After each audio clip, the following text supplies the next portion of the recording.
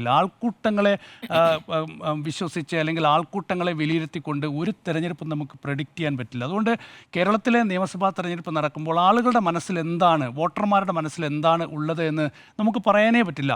മുൻകാലങ്ങളിലെ തെരഞ്ഞെടുപ്പുകളെ അപേക്ഷിച്ചുകൊണ്ട് ഇത്തവണ ഒരുപാട് വിഷയങ്ങൾ ജനങ്ങൾക്കിടയിലുണ്ട്.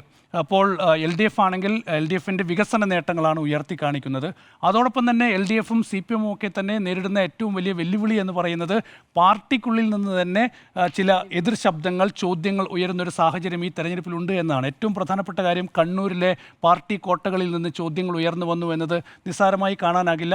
അതൊക്കെ എങ്ങനെയായിരിക്കും ഈ തെരഞ്ഞെടുപ്പിൽ ബാധിക്കാൻ പോകുന്നത് എന്നത് നമുക്ക് പ്രവചിക്കാൻ കഴിയാത്തൊരു സാഹചര്യമുണ്ട്. തളിപ്പറമ്പിലെ ചോദ്യം, അതുപോലെ തന്നെ പയ്യന്നൂരിൽ ഉയർന്നിട്ടുള്ള ചോദ്യം, സുധാകരൻ ഉയർത്തുന്ന ഭീഷണി, ഇതൊക്കെ അവസരവാദത്തിൻ്റെ രാഷ്ട്രീയമാണെന്നുള്ള കാര്യത്തിൽ യാതൊരു സംശയമുണ്ട്. സീറ്റ് കിട്ടാത്തതിനെ തുടർന്ന് തെരഞ്ഞെടുപ്പിൽ സ്ഥാനാർത്ഥിയായി പരിഗണിക്കാത്തതിനെ തുടർന്നാണ് ഈ അവകാശവാദങ്ങളും ഈ ചോദ്യങ്ങളുമൊക്കെ ഉയർന്നത് എന്ന കാര്യത്തിൽ യാതൊരു സംശയമുണ്ട്.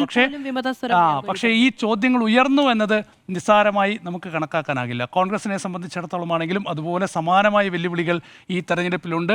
ഒരുപാട് വിമത സ്ഥാനാർത്ഥികളുണ്ട്. അതിപ്പോൾ കേരളത്തിൻ്റെ പല ഭാഗങ്ങളിലുണ്ട്. ഇന്ന് ചടയമംഗലത്ത് ഒരു യൂത്ത് കോൺഗ്രസിൻ്റെ നേതാവ്, KPCC എക്സിക്യൂട്ടീവ് അംഗം ആയ അരുൺ രാജ് എന്ന് പറയുന്ന യുവാവ് BJPയിൽ ചേർന്നിരിക്കുകയാണ് സീറ്റ് കിട്ടാത്തതിനെ തുടർന്ന്. അപ്പോൾ അത്തരം പ്രതിസന്ധി UDFിനെ സംബന്ധിച്ചിടത്തോളമുണ്ട്. അപ്പോൾ ഈ വലിയ പ്രതിസന്ധി LDFിലായാലും UDFിലായാലും സ്ഥാനാർത്ഥി നിർണയത്തിൻ്റെ കാര്യത്തിലായാലും സംഘടനാപരമായ വിഷയത്തിലായാലും ഒക്കെ തന്നെ ഉണ്ട്.